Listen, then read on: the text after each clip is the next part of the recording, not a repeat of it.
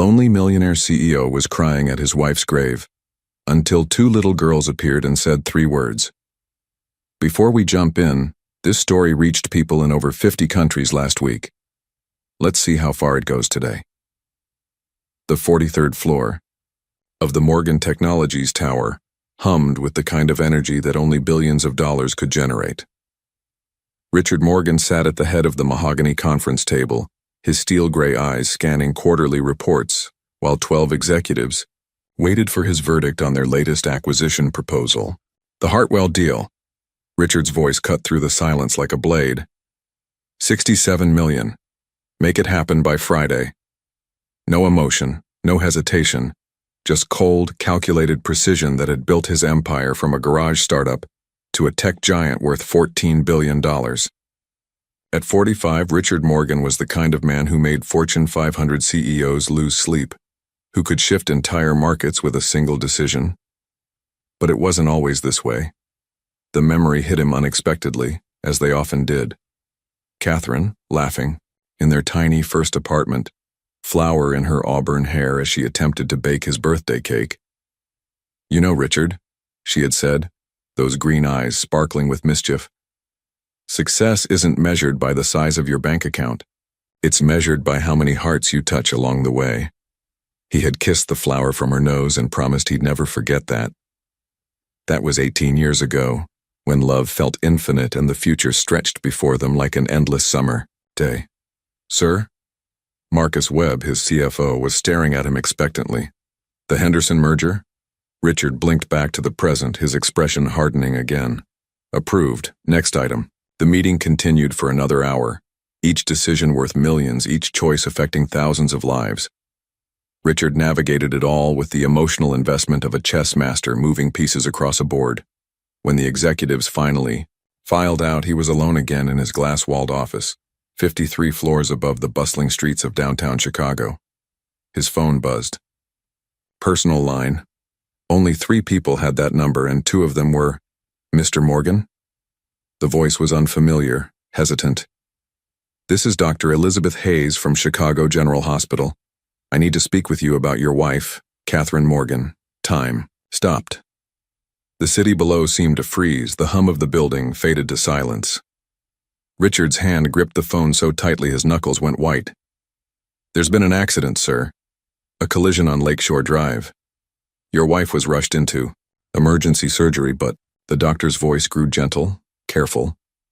"I'm sorry, Mr. Morgan. We did everything we could." The phone slipped from Richard's hand, clattering onto the marble floor. Through the floor-to-ceiling windows, Chicago continued its relentless pace. Cars moving like blood cells through arterial streets.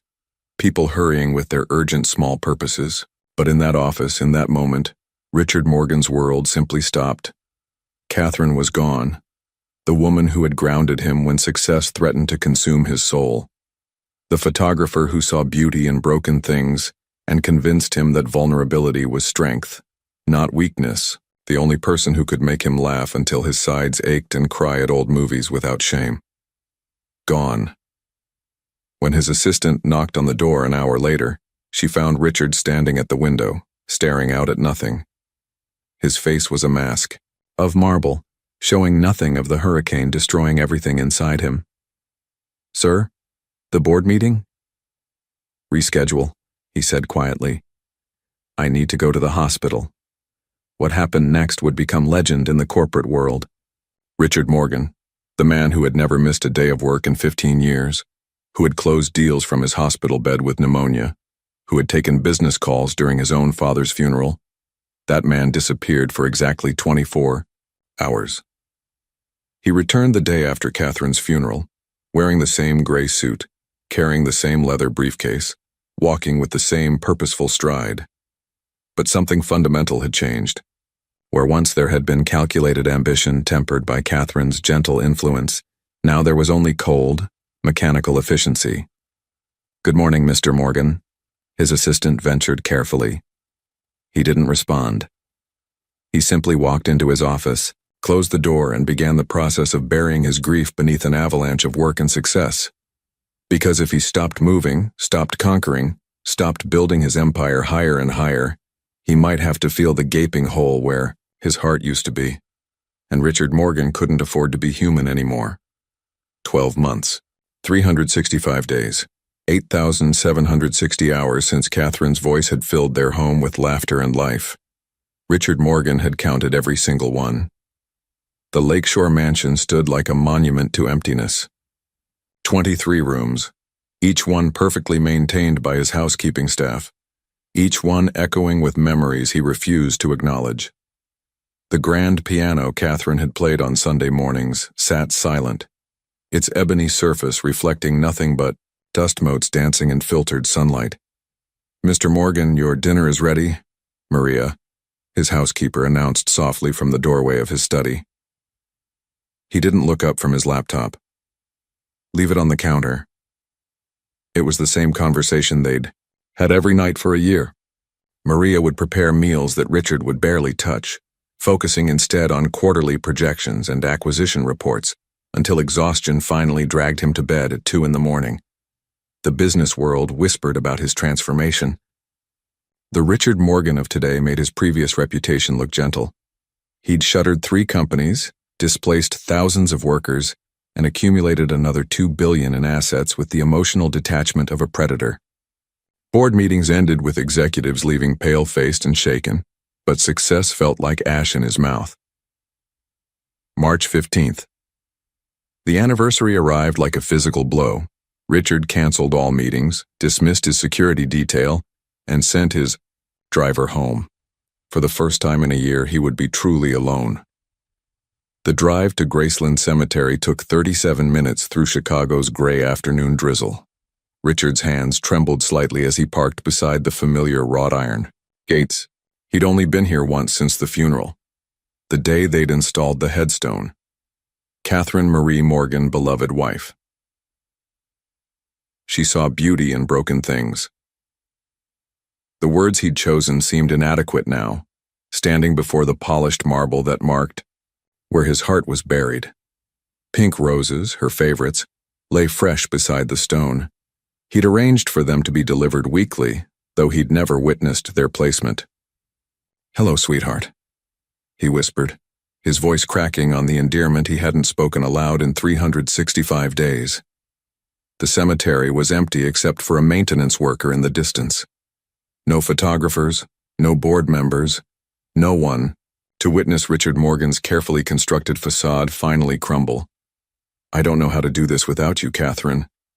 The words came out in a rush, desperate and broken. "I don't know how to be human without you showing me the way." His knees buckled and he sank onto the damp grass, his expensive suit forgotten. For the first time since that terrible phone call, Richard Morgan wept. Not the controlled tears of a public figure, but the raw, devastating sobs of a man who had lost his anchor in the storm. "Everyone thinks I'm stronger now," he gasped between breaths. "But I'm disappearing, Catherine. Every day, I become less of the man you loved. I don't know how to stop it." The rain began to fall harder, mixing with his tears, washing away a year of accumulated numbness. In that moment, surrounded by silence and memory, Richard realized he was drowning, not in water but in his own inability to feel anything but loss. He stayed until darkness fell, talking to the marble stone as if Catherine could hear him, as if somehow his words could bridge the impossible distance between life and death. When he finally stood to leave, his legs unsteady and his heart raw, Richard didn't know that tomorrow would bring the first crack of light into his endless night. He didn't know that sometimes salvation comes in the smallest packages, with the gentlest hearts, when we least expect it and most desperately need it. Chapter 3. 3 Words. Richard wiped his eyes with the back of his hand, embarrassed by his breakdown, even though no one had witnessed it. The rain had soaked through his wool coat, but he felt strangely lighter, as if Catherine's presence had somehow absorbed some of his crushing grief. He was turning to leave when he heard them. Soft footsteps on the wet grass, hushed whispers, carried by the evening breeze. "Grandma Rose would have liked these," a small voice said earnestly. Richard turned to see 2 identical girls, maybe 7 years old, approaching a grave 3 rows over. They each carried small bouquets of wildflowers. Dandelions, clover blossoms, and tiny daisies that looked like they'd been picked from a roadside. Their dark curls were damp from the rain, and they wore matching yellow raincoats that seemed too big for their small frames. Twins, Olivia and Zoe, though he couldn't tell which was which from this distance. Mama says Grandma Rose is watching. Us from heaven, the other twin whispered, carefully placing her flowers on the weathered headstone.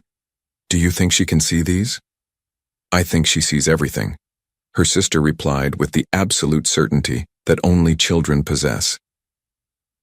Richard should have left, should have walked away and let them have their private moment with their grandmother, but something kept him frozen in place, watching these two little girls tend to their grief with such gentle acceptance. Then one of them noticed him. That man looks sad, she whispered to her sister, pointing toward Richard with the uninhibited directness of childhood. The other twin studied him with serious brown eyes. Really, really sad. They exchanged a look that seemed to communicate volumes, the way twins often do. Then, with a determination that took Richard completely by surprise, they walked toward him. Are you visiting someone you love? The first twin asked, stopping a respectful distance away. Richard's throat felt tight. Yes, my wife. We're visiting our grandma, the second twin explained. She died last Christmas, but Mama says love doesn't die, even when people do. That's very wise, Richard managed. The girls looked at each other again, having one of their silent conversations. Then the first twin took a small step forward.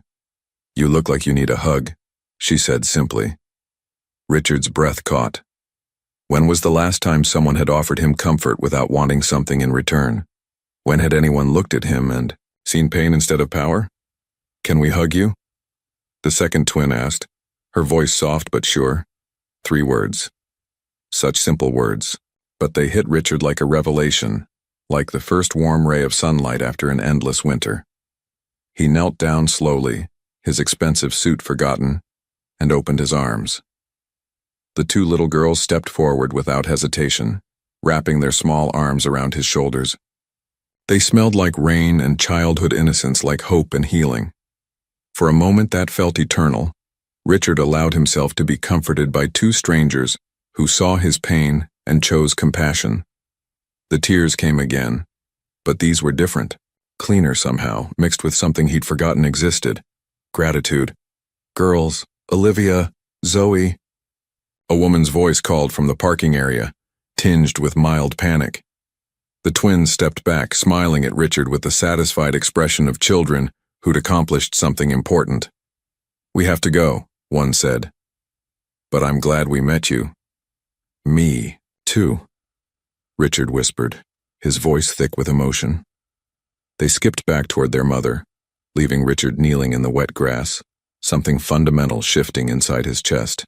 For the first time in a year, the crushing weight of loneliness had lifted just enough for him to breathe.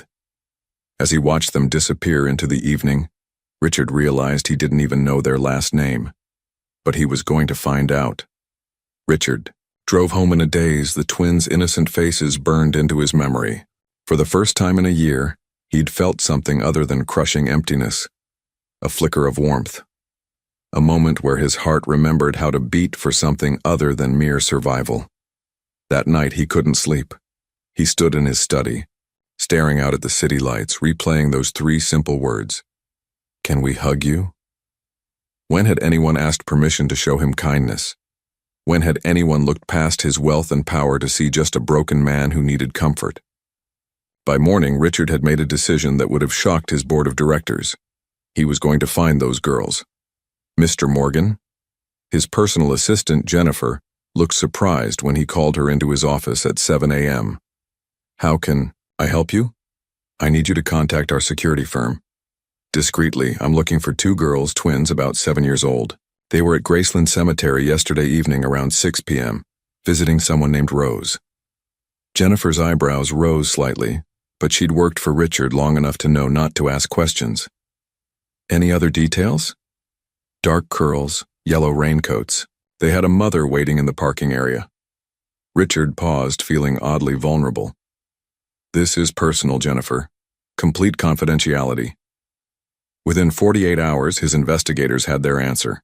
Olivia and Zoe Wilson, age 7, students at Lincoln Elementary. Their mother was Sarah Wilson, 29, a music teacher at the same school.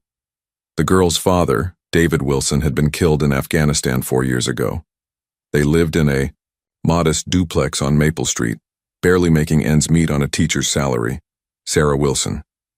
Richard found himself studying the photograph his investigators had provided. She had the same gentle eyes as her daughters, the same dark curls, but there was something else, a quiet strength that reminded him somehow of Catherine, though they looked nothing alike. The report painted a picture of a woman struggling with grace. Sarah taught music to elementary students while taking on private piano lessons in the evenings to make ends meet. She volunteered at the community center, organized fundraisers for military families, and somehow managed to raise 2 daughters who had the compassion to comfort a stranger in a cemetery. Richard found himself driving past Lincoln Elementary, during lunch breaks parking across the street where he could watch the playground. He felt like a stalker, but he couldn't help himself. There was something about that family, something about the peace he'd felt in that brief moment, that he desperately needed to understand. On Thursday afternoon, he saw them. The twins were playing on the swings while Sarah supervised from a bench, grading papers. Even from a distance, Richard could see her animated conversations with other children, the way she settled a dispute with gentle words, how she automatically reached out to tie a loose shoelace or wipe a scraped knee. Catherine would have been like that with children, he realized. They'd talked about having kids someday when the business was more stable, when they had more time. Someday had never come. Sir? His driver's voice startled him back to reality. Should we return to the office? Richard stared across the street at Sarah Wilson, watching her help Olivia and Zoe collect their backpacks as the school day ended. This woman had something he'd lost, the ability to find joy in simple moments, to give love freely without calculation or expectation. He needed to understand how she did it. More than that, he needed to thank those little girls properly for giving him the first moment of peace he'd felt since Catherine died. But how do you approach a struggling single mother and explain that her daughters had saved your soul in a cemetery without sounding completely insane? 3 days of watching from afar had given Richard plenty of time to rehearse his approach, but when the moment finally came, every carefully planned word evaporated from his mind. Sarah Wilson sat on a park bench while Olivia and Zoe played on the nearby playground, their laughter carrying on the afternoon breeze. Richard had followed them here after school, his heart pounding like a teenager working up courage to ask someone to prom. "Excuse me," he said, approaching slowly so as not to startle her. "Mrs. Wilson?" Sarah looked up from the book she was reading, her brown eyes immediately wary, a well-dressed stranger knowing her name would make any single mother nervous. "I'm sorry, do we know each other?" Richard's mouth went dry. How did you explain something like this without sounding like a complete lunatic? "My name is Richard Morgan. This is going to sound strange, but I met your daughters 3 days ago, at Graceland Cemetery." Recognition dawned in Sarah's eyes, followed by understanding. "You're the man from the cemetery. The sad man. They told you about me?" Sarah's posture relaxed slightly, though she remained cautious. "They came home talking about the sad man who was visiting his wife. They were worried about you." She paused, studying his face. "Olivia asked me if people can die from being too sad." The simple statement hit Richard like a physical blow. Those little girls had been concerned about him, a complete stranger, enough to go home and worry about his well-being. "I wanted to thank them," Richard said, his voice rough with emotion. "What they did, I can't explain it properly, but it was exactly what I needed in that moment. They have their grandmother's heart," Sarah said softly. "Rose always said that kindness was the most important gift we could give." "Your mother-in-law?" "David's mother. She helped raise the girls while I worked. When we lost her last Christmas." Sarah's voice trailed off, but she didn't need to finish. Richard understood the weight of compounded loss. "I'm sorry for your losses," he said. and meant it in a way he'd never meant condolences before. Thank you. Sarah closed her book, giving him her full attention. The girls will be thrilled to know you're okay. They've been asking about you every day. Richard felt something crack open in his chest. They have? Olivia wanted to go back to the cemetery to check on you. I had to explain that we couldn't just show up at someone else's private moment. Sarah smiled, and Richard saw where the twins got their warmth. But she made me promise to pray for the sad man and his wife. The tears came without warning, not the devastating sobs from the cemetery, but quiet tears of gratitude and something he'd almost forgotten. The feeling of being cared for by someone who wanted nothing from him. I'm sorry, he said, wiping his eyes. It's been a difficult year. Don't apologize. Grief doesn't follow anyone else's timeline. They sat in comfortable silence, watching the twins play. Richard found himself talking about Catherine, not the sanitized version he gave at board meetings when people offered condolences, but the real Catherine who stole covers and burned pancakes and made him laugh until his sides ached. She sounds wonderful, Sarah said when he finished. She was. She would have loved your daughters. Sarah smiled. They're performing in the school concert next week. Nothing fancy, just songs they've been practicing. But they're so excited. She hesitated, then seemed to make a decision. Would you like to come? I think they'd be happy to see you there. Richard felt something he hadn't experienced in over a year. Anticipation for a future moment. I'd like that very much. The Lincoln Elementary auditorium buzzed with the excited chatter of parents armed with smartphones and homemade programs. Richard sat in the back row, his tailored suit and Italian leather shoes making him stand out like a peacock among sparrows. Mothers in comfortable jeans whispered about fundraising goals while fathers compared Little League schedules. He didn't belong here. Mr. Richard. Olivia's voice cut through the crowd as she spotted him from backstage. She waved enthusiastically, her face lighting up with pure joy.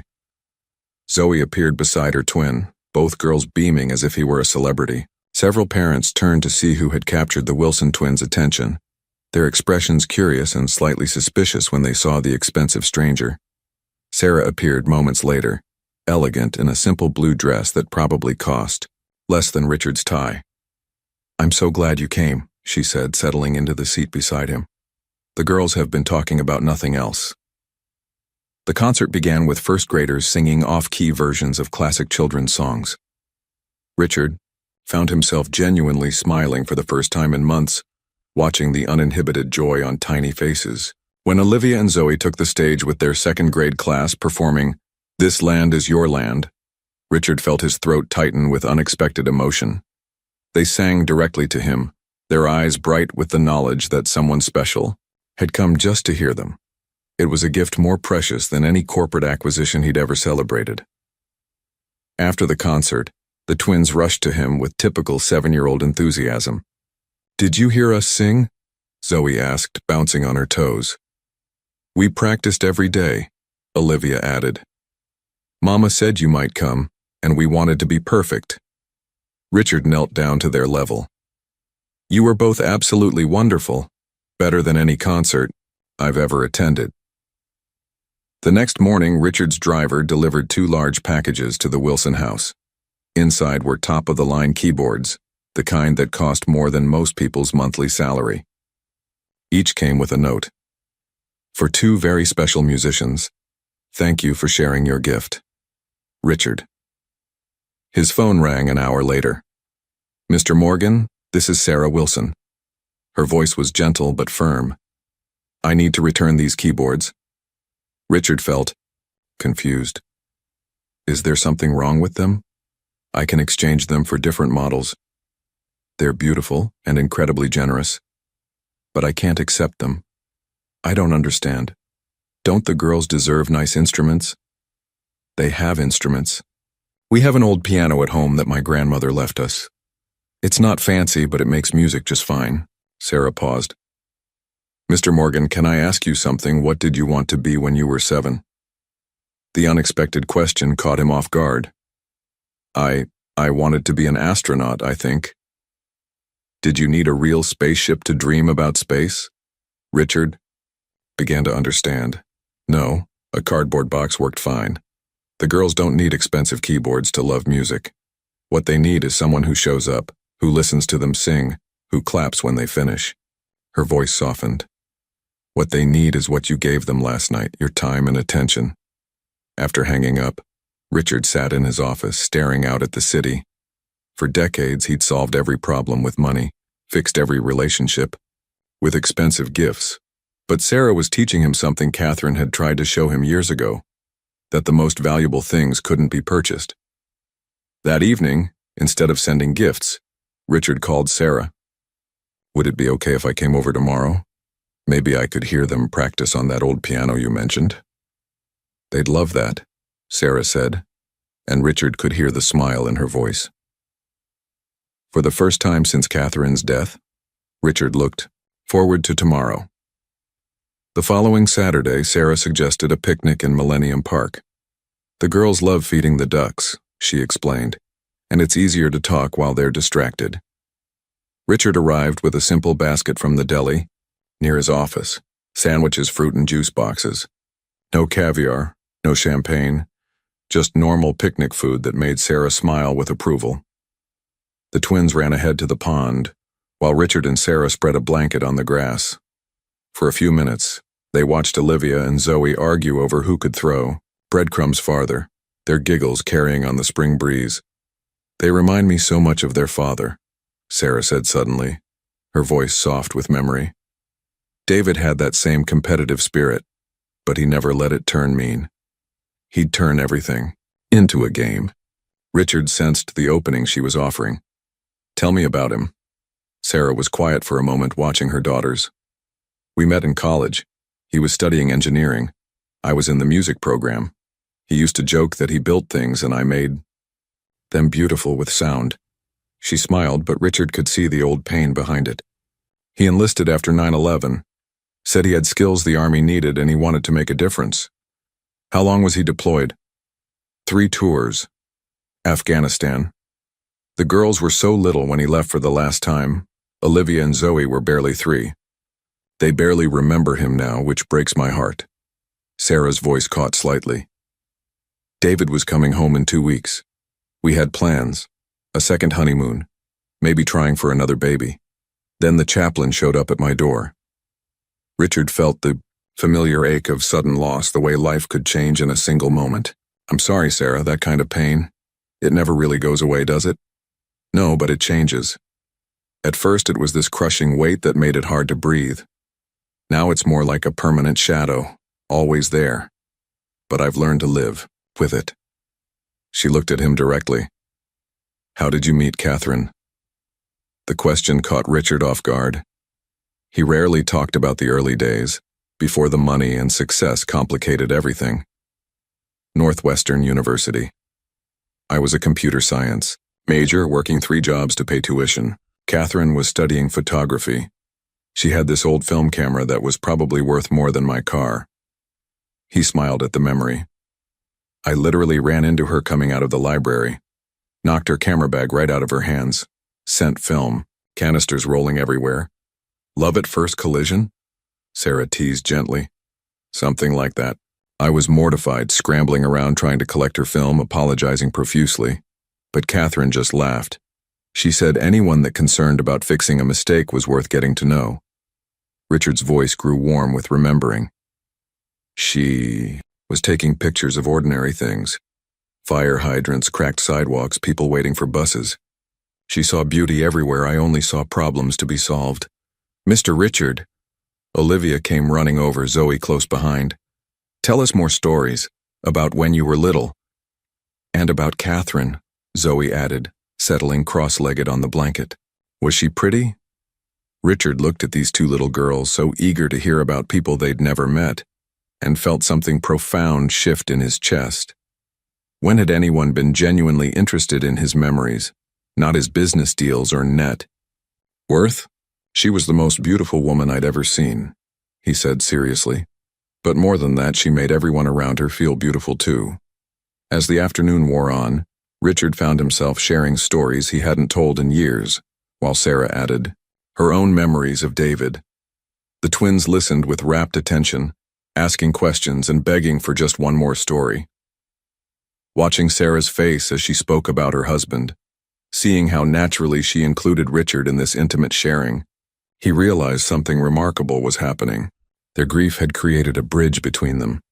Not romance, but something deeper. Understanding without explanation, acceptance without judgment.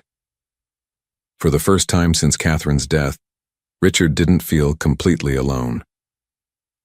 Monday morning brought Richard back to the familiar steel and glass tower of Morgan Technologies, but everything felt different now. The 43rd floor seemed colder, the mahogany conference table more imposing, the faces around it more calculating than he remembered. The Brennan Industries acquisition, Marcus Webb announced, sliding a thick folder across the table. 67,000 employees, mostly in manufacturing. We can streamline operations, eliminate redundancies, and boost our quarterly earnings by 18%. Richard flipped through the documents, his eyes scanning numbers that would have excited him just weeks ago. Brennan Industries, a family-owned company that had weathered 3 recessions by taking care of its workers. The kind of place where employees stayed for decades, where benefits included college funds for workers' children. Projected job losses? Richard asked quietly. Marcus didn't hesitate. Approximately 45,000 positions. We'll keep the profitable divisions, sell off the rest. Clean and efficient. 45,000 people. Richard found himself thinking about Sarah, scraping by on a teacher's salary, working extra hours for piano lessons just to make rent. About families like the Wilsons who understood what it meant to struggle. The board expects your approval by Friday, Marcus continued. With your signature, we'll control 70% of the Midwest manufacturing sector. 6 months ago, Richard would have signed without a second thought. 45,000 jobs were just numbers on a spreadsheet, acceptable losses in the game of corporate dominance. But now he kept seeing faces, Olivia and Zoe asking if people could die from being too sad, Sarah explaining that kindness was the most important gift they could give. What's the timeline for implementation? Richard asked. Layoffs begin immediately, after acquisition. We'll announce it as operational restructuring to minimize negative publicity. Marcus leaned forward eagerly. Richard, this deal puts us in the stratosphere. We'll be untouchable. Richard closed the folder and pushed it back across the table. The silence stretched until it became uncomfortable. No. Marcus blinked. Excuse me? I said no. We're not proceeding with this acquisition. The conference room erupted in confused murmurs. CFO Marcus Webb stared at Richard as if he'd just announced his intention to give away the company. Richard, you can't be serious. This is $1 billion opportunity. To destroy 45,000 livelihoods for profit we don't actually need. Richard stood up, his decision crystallizing with each word. Find me deals that create jobs, not eliminate them. Find me opportunities that build communities, instead of destroying them. What the hell has gotten into you? Marcus's professional facade cracked. Ever since you started spending time with that teacher and her kids, you've been making decisions with your heart instead of your head. The room went dead silent. Richard felt every eye on him, waiting to see how he'd respond to such a direct challenge to his judgment. My personal life is not up for discussion, Richard said evenly. My business decisions stand on their own merit. Business decisions? Marcus laughed harshly. You're letting emotion cloud a 9-figure deal. The board won't stand for this kind of instability. The word hung in the air like a threat. Richard recognized it for what it was. Marcus positioning himself as the voice of reason against a CEO who'd lost his edge. Meeting adjourned, Richard said quietly. We'll reconvene when I have alternatives that don't require destroying lives for profit. As the executives filed out, whispering among themselves, Richard remained seated, staring out at the city below. Somewhere out there, Sarah was teaching children to love music, and twin girls were learning that kindness mattered more than power. Maybe Marcus was right. Maybe he was losing his business instincts, but for the first time in his life, Richard Morgan didn't care about being ruthless. He cared about being human. Richard found himself living in parallel universes. By day, he navigated boardrooms and billion-dollar decisions, his reputation for ruthless efficiency now questioned after the Brennan rejection. By evening, he sat at Sarah's kitchen table, helping 7-year-olds with multiplication tables. "Mr. Richard, you're doing it wrong," Olivia giggled, pointing at his attempt to explain long division. "Mrs. Peterson taught us a different way." "Show me," Richard said, genuinely interested. When had he last admitted he didn't know something? Sarah watched from the stove, stirring spaghetti sauce and smiling at his patient interaction with the eye. "Girls, dinner's almost ready. Hope you don't mind if it's nothing fancy." "Can I help?" Richard asked, standing up from the homework session. Sarah's eyebrows rose. "Do you cook?" "Well, no. But I'd like to learn." What followed was a disaster of epic proportions.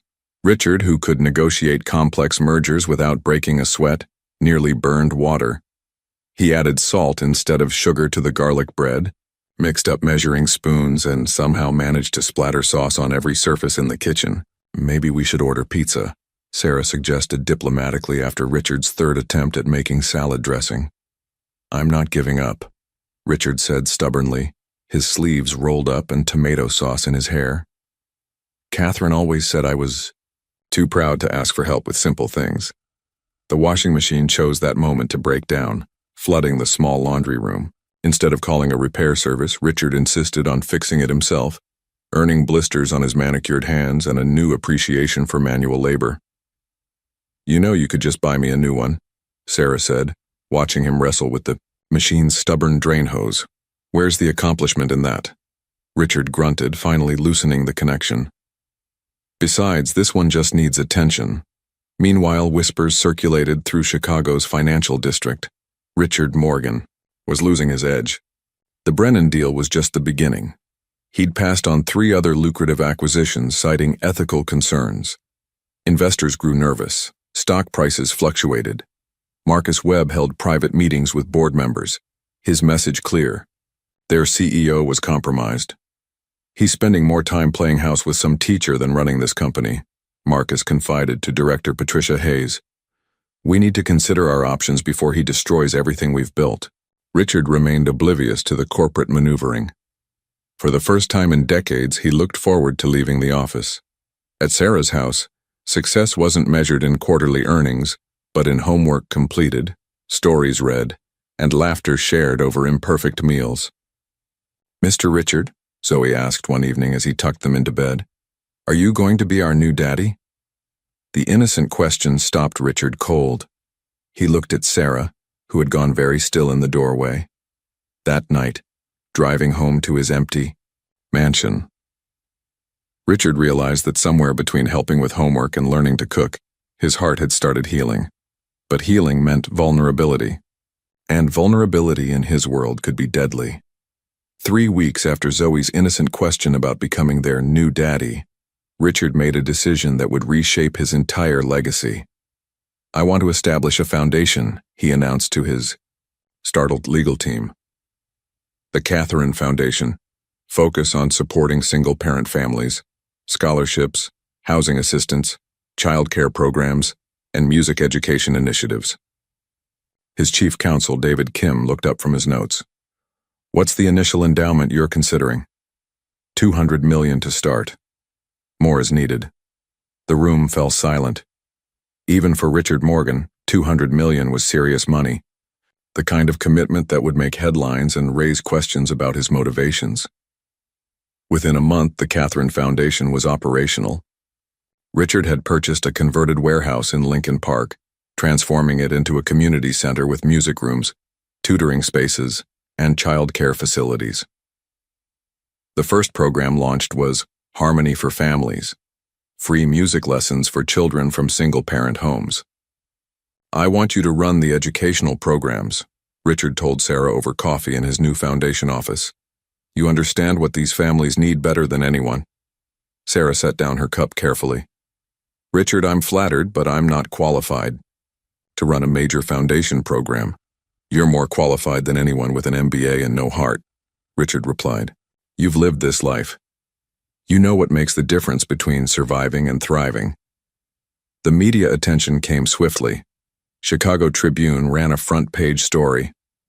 Tech mogul's $200 million heart change. The speculation was immediate and pointed. Richard Morgan's dramatic shift from corporate raider to philanthropy coincided suspiciously with his friendship with an attractive young teacher and her twin daughters.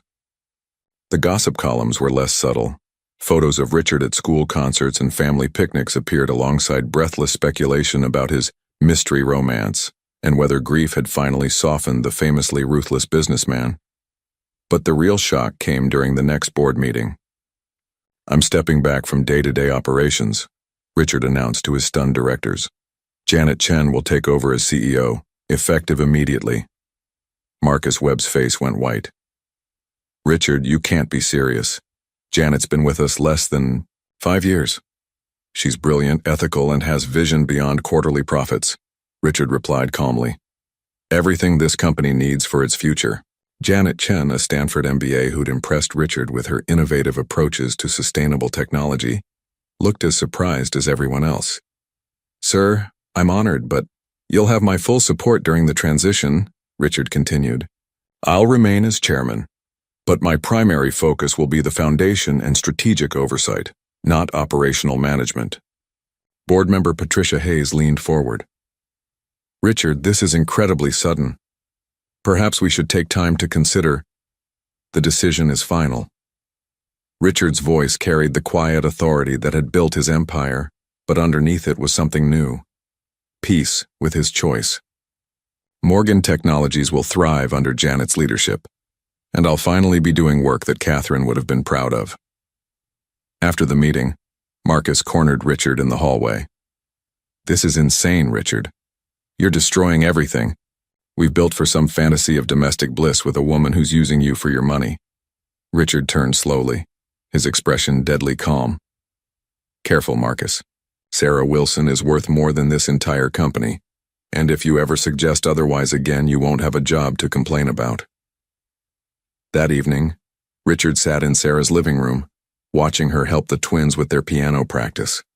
The simple domestic scene filled him with contentment he'd never found in corporate victories. His phone buzzed with urgent messages from investors, reporters, and nervous board members. But for the first time in his adult life, Richard Morgan ignored them all.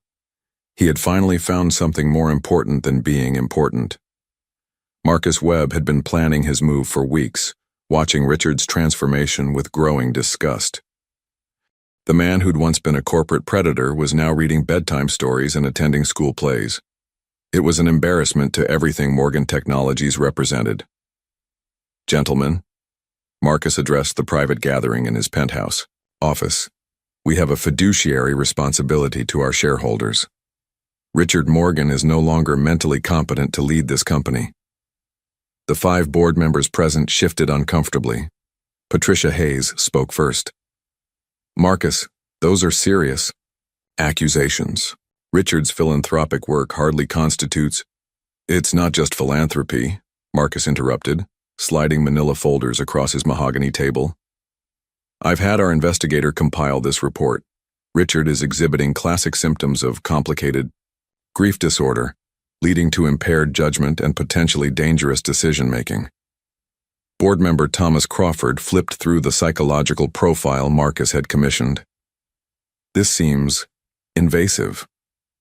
Protecting a $14 billion company from an unstable CEO isn't invasive, it's essential," Marcus replied coldly. "Look at the facts. He's rejected 3 major acquisitions worth over $1 billion in combined profits. He's given away $200 million to a vanity project, and he's handed operational control to Janet Chen based on what? Her smile? The next morning, Chicago's financial press exploded with leaked information. The Wall Street Journal ran a devastating piece. "Morgan Technologies CEO's mental health crisis threatens company stability." Anonymous sources detailed Richard's erratic behavior and emotional instability following his wife's death. But Marcus wasn't finished. By afternoon, gossip websites picked up a more salacious angle. Billionaire's midlife crisis, tech moguls, Inappropriate relationship with young teacher raises questions. The stories painted Sarah as a gold digger manipulating a grieving widower, complete with carefully cropped photos that made innocent family moments look suspicious. The twins were described as tools in their mother's calculated scheme to land a billionaire. At Lincoln Elementary, the impact was immediate and cruel. "My mom says your mom is a bad lady who tricks rich men," Jessica Martinez announced loudly during recess, while other children gathered around to listen. Olivia's face crumpled. "That's not true. Mama is good." "Yeah? Then why is she dating that old man for his money?" Another child taunted. Zoe stepped protectively in front of her sister. "Mr. Richard isn't old. He's our friend." "He's using you to get to your mom," Jessica continued, emboldened by the crowd. "My dad says it's disgusting." The twins came home in tears, unable to understand why their classmates were suddenly cruel about the man who'd brought such joy into their lives. Sarah found Richard in his foundation office that evening, staring at the latest newspaper headlines spread across his desk. "The girls were bullied today," she said quietly, settling into the chair across from him. "About us. About you." Richard's jaw tightened. "Sarah, I'm so sorry. I never meant for—" "I know." She was quiet for a long moment. "Richard, maybe we should take a step back until this dies down. You want me to stay away?" The pain in his voice was unmistakable. "I want to protect my daughters.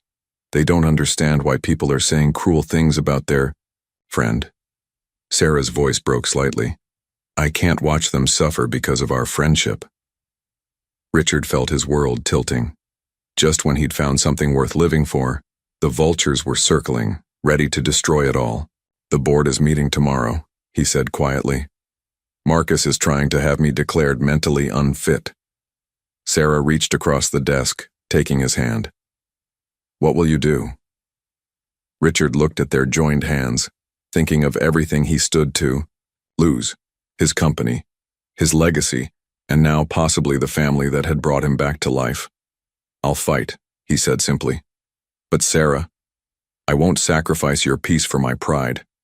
If staying away is what's best for Olivia and Zoe, don't you dare give up on us," she interrupted fiercely. "Not when we've all finally found something real." The Morgan Technologies boardroom had never felt more like a battlefield. 12 directors sat around the polished table while Marcus Webb presented his case like a prosecutor seeking a conviction. "Richard, Morgan is emotionally compromised," Marcus declared, his PowerPoint displaying psychological evaluations and financial projections. "His decisions are driven by grief-induced instability, not sound business judgment."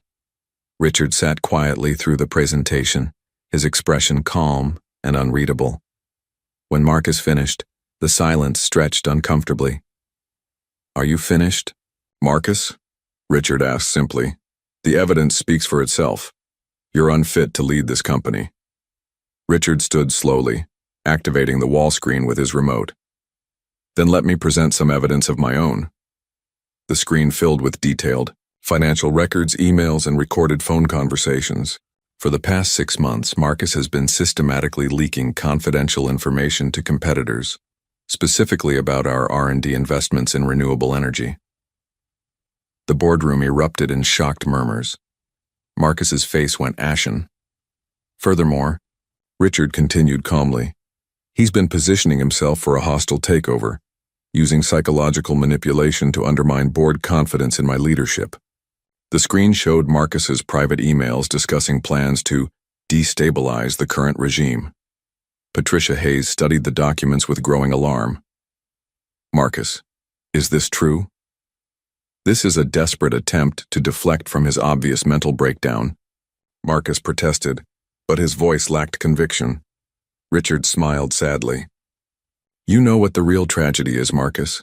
6 months ago I would have destroyed you. Legally, financially, personally. I had the resources and the ruthlessness to make you disappear from the business world entirely." He clicked to the next slide, showing a detailed transition plan that was anything but the work of an unstable mind. "Instead, I'm offering you a choice. Resign quietly with a generous severance package, or face federal investigation for corporate espionage and breach of fiduciary duty. The precision and strategic thinking displayed in Richard's presentation was devastating in its clarity. This wasn't the work of a grief-stricken man making emotional decisions. This was the calculated response of someone who'd learned to balance strength with compassion. The Catherine Foundation isn't a vanity project, Richard continued, his voice growing stronger. It's a long-term investment in community stability, which creates sustainable markets for our products. My relationship with Sarah Wilson and her daughters taught me something crucial, that businesses succeed when they serve communities, not exploit them. Board member Thomas Crawford leaned forward. Richard, this transition plan is remarkable. Why didn't you present this earlier? Because I wanted to see who would stand with integrity and who would choose self-interest. Richard's gaze swept the room. Today showed me exactly who belongs at this table. Marcus gathered his papers with shaking hands. This isn't over, Richard. Yes, it is, Richard replied quietly. And Marcus, you should thank Sarah Wilson.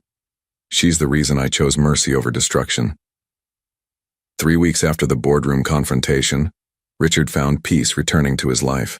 The media attention faded, Marcus had quietly resigned, and most importantly, the twins were back to their cheerful selves at school, proud to tell anyone who'd listen about their friend Mr. Richard. On a quiet Sunday afternoon, Richard made an unusual suggestion. Would you like to visit the cemetery together? He asked Sarah as they sat on her porch, watching the girls chase butterflies in the small front yard.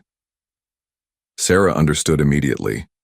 They'd talked about their spouses often, but always separately, always in the past tense. Maybe it was time to introduce their old loves to their new beginning. At Graceland Cemetery, they walked together between the weathered headstones, each carrying flowers. The twins skipped ahead, then stopped respectfully when they reached the familiar graves. Richard knelt beside Catherine's marble stone, his voice soft but clear. Hello, sweetheart. I want you to meet someone special. He glanced at Sarah, who was placing roses on David's nearby grave. Her name is Sarah, and she has 2 little girls who remind me of you. They see beauty in broken things. Sarah finished her own quiet conversation with David, then joined Richard at Catherine's grave. She would have loved you, Richard said, taking Sarah's hand. And David would have approved of you, Sarah replied. He always said a good man makes everyone around him better. Olivia and Zoe approached quietly, having been coached for this moment. Mr. Richard, Olivia whispered, do you want to ask Mama the special question now? Richard smiled, pulling a small velvet box from his pocket. Inside wasn't a diamond ring, but a delicate silver pendant on a fine chain, a small heart engraved, with musical notes. This was Catherine's, Richard said, his voice thick with emotion. She always said it should go to the next great love story. He looked into Sarah's eyes. Sarah Wilson, you and your daughters brought me back to life when I thought I was finished living. Will you marry me? Sarah's tears came freely as she nodded, unable to speak. We helped, Zoe announced proudly. We picked out the flowers and everything.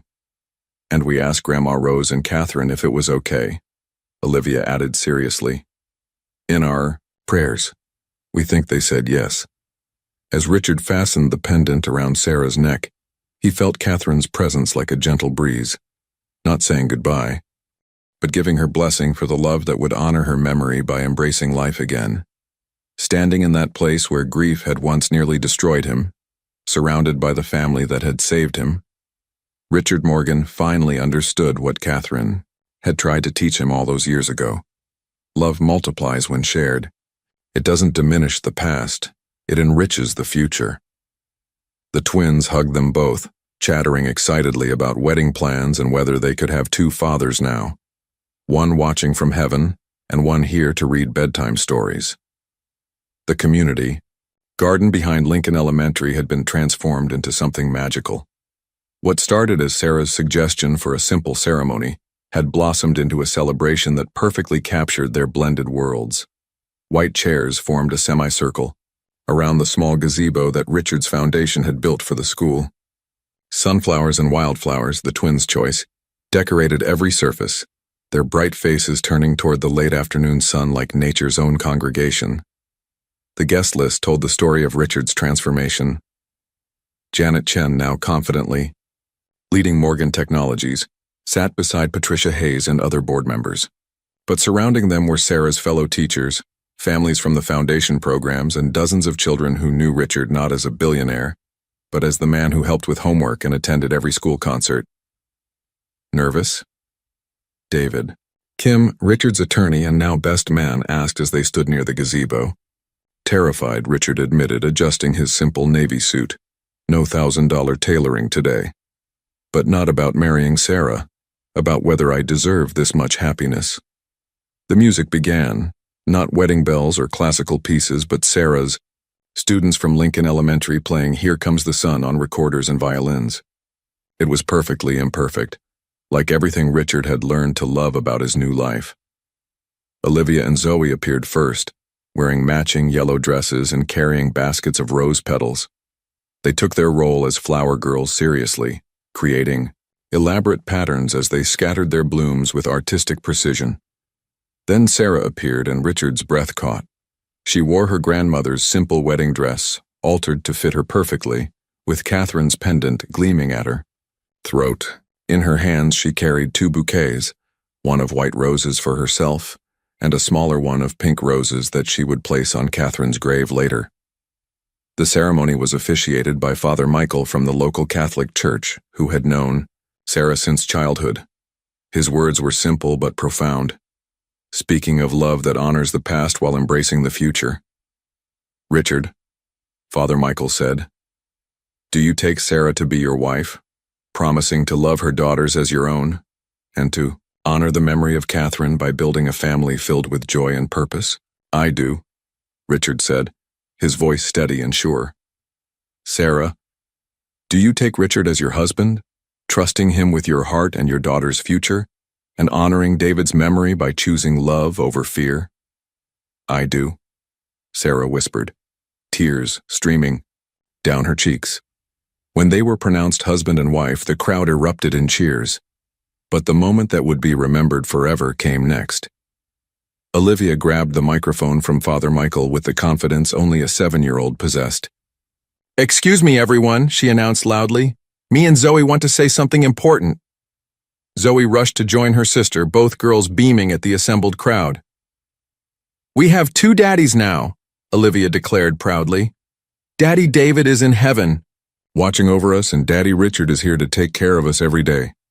That means we're extra loved, Zoe added, causing half the crowd to reach for tissues. The reception that followed was unlike any wedding Richard had ever attended. Children ran between tables while adults shared stories and laughter. Richard found himself in animated conversation with Mrs. Patterson, the twins' 2nd-grade teacher, about the importance of arts funding in elementary education. You know, Sarah said, slipping her hand into his as they watched the controlled chaos around them. Catherine would have loved this. She would have stolen your camera and spent the whole time taking pictures. Richard agreed, remembering his wife's habit of documenting every important moment. And David would have organized an impromptu football game in the parking lot. Sarah laughed. As the evening wound down and guests began to leave, Richard stood with his new family, watching the sunset paint the sky in shades of gold and pink. The twins had finally exhausted themselves and were sleeping in chairs, still wearing their flower girl dresses. So what now, Mr. Morgan? Sarah asked, using his formal name teasingly. Now we go home, Richard said simply. All of us. Together. For the first time in 2 years, the word home meant more than just an address. It meant a place where love lived, where laughter echoed in the halls, and where broken hearts learned to beat again. 1 year later, the Morgan family had settled into rhythms that would have seemed impossible to Richard just 3 years earlier. Saturday mornings meant pancakes that he'd finally learned to make without burning, followed by piano practice where his clumsy attempts at duets with the twins filled their home with laughter and music.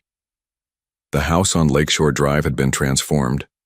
Catherine's photographs still graced the walls, but now they shared space with Sarah's artwork and the twins' school projects. The grand piano that had sat silent for so long now anchored a living room where homework sessions competed with impromptu dance parties. "Are you ready?" Sarah asked, finding Richard in his study where he was reviewing foundation proposals instead of corporate reports. Today marked 2 years since Catherine's death, and they had established a new tradition, visiting both graves together as a family, honoring the love that had brought them to this moment.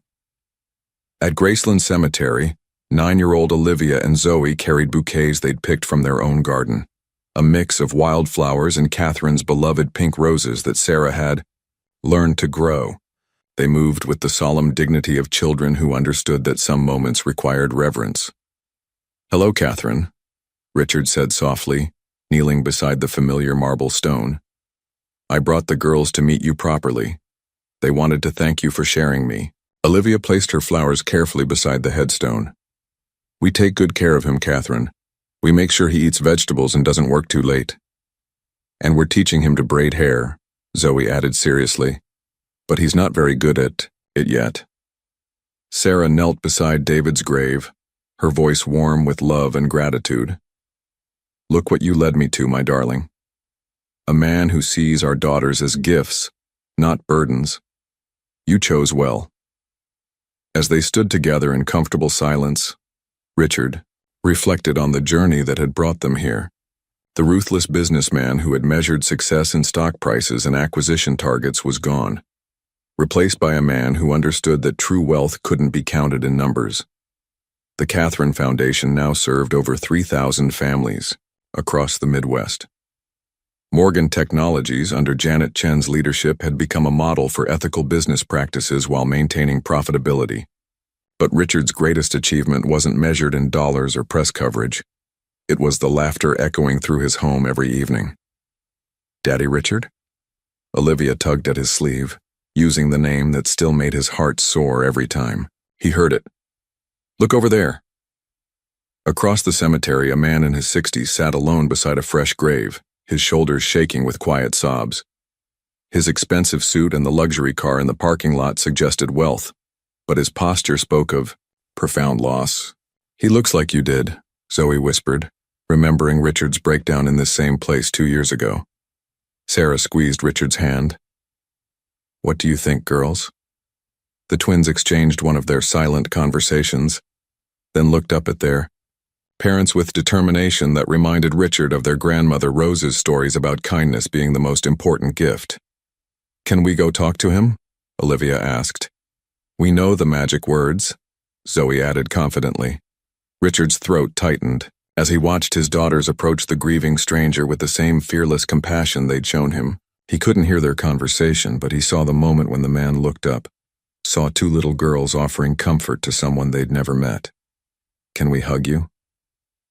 The question carried on the afternoon breeze, and Richard remembered how those 3 simple words had cracked open his frozen heart and let the light back in. The man nodded, and Richard watched as Olivia and Zoe wrapped their small arms around a stranger's shoulders, offering the same gift of unconditional compassion that had saved his life. "The circle continues," Sarah murmured, understanding immediately what they were witnessing. As they walked back to their car, Richard felt the profound satisfaction of a life rebuilt on foundations stronger than money or power.